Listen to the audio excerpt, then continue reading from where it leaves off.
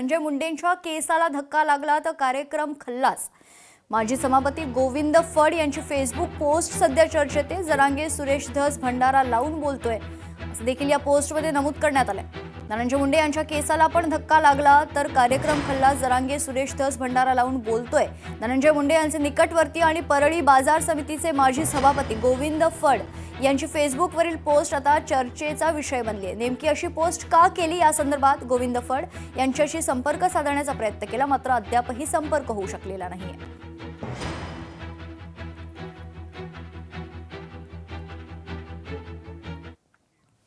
बीड संतोष देशमुख हत्या प्रकरणात दिल्लीतही बापाचा जामीन फेटाळला अशी फेसबुक पोस्ट वाल्मिक कराडच्या लेकानं केली आहे। आता मात्र सर्वांसमोर बोलणार कराडच्या मुलाची ही पोस्ट आता चर्चेचा विषय बनली आहे। नेमका कोणाला इशारा याकडे आता सर्वांचं लक्ष आहे।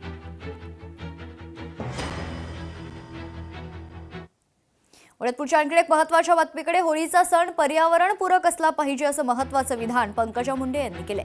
केमिकल्सचा वापर करू नका असं आवाहन देखील पंकजा मुंडे यांनी यावेळी केलंय।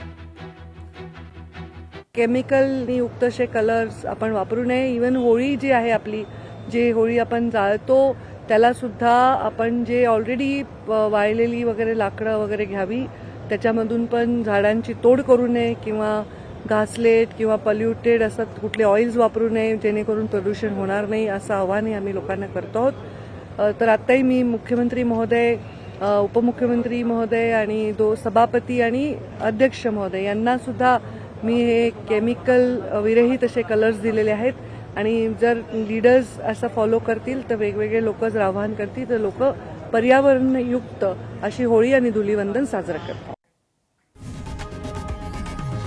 लोकशाही मराठी ऐका, पहा, जागरूक रहा।